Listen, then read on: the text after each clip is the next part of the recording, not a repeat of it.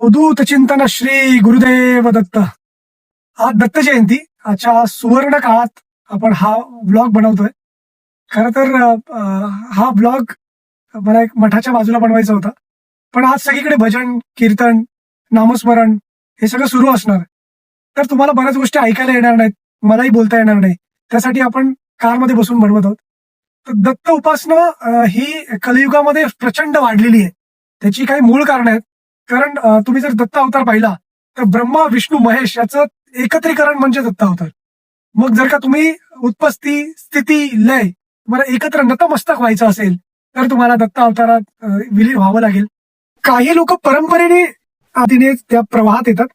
काही लोक दुःख दारिद्र्य दैन्य नैराश्य अशा विविध अवस्थेतनं गेल्यानंतर येतात, पण आल्यानंतर इथे आनंदच आनंद तुम्हाला मिळतो.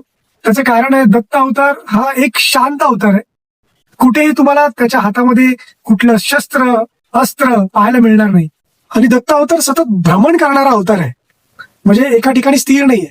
म्हणजे मी जेव्हा आता कोल्हापूरला गेलो होतो, माझी जी दत्त उपासना सुरू झाली, त्याचं मूळ कारण म्हणजे कोल्हापूरचे जो बिंदू चौक आहे तिथे बाजूलाच माधुरी स्वीट्स म्हणून आहे.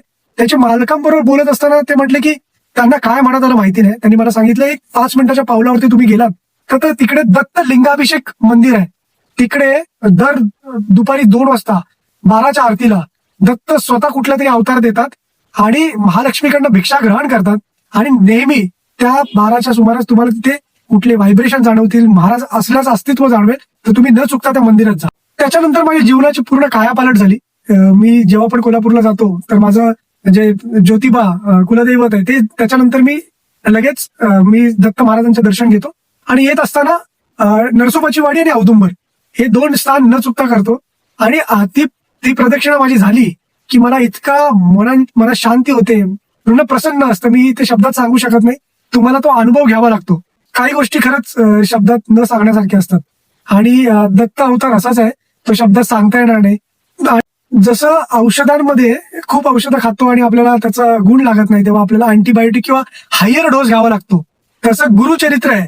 गुरुचरित्र हे माणसाच्या आयुष्यातला हायर डोस आहे. जेव्हा खूप त्रासलेला माणूस असतो आणि 7 दिवस गुरुचरित्र केलं की तो त्या संकटातनं मुक्त होणार, ही माझा अनुभव आहे. म्हणूनच दत्ताचे जे अवतार आहेत श्री स्वामी समर्थ, त्यांना आम्ही सतत नतमस्तक होतो. आणि आजही आपण मठात जाणार आहोत, तिथे महाराजांचं आनंदाने दर्शन घेणार आहोत. चला तुम्ही चला आमच्या बरोबर आणि महाराजांचं दर्शन घेऊया. श्री स्वामी समर्थ. जय जय स्वामी समर्थ. सर्व दत्त भक्तांना दत्त जयंतीच्या हार्दिक शुभेच्छा.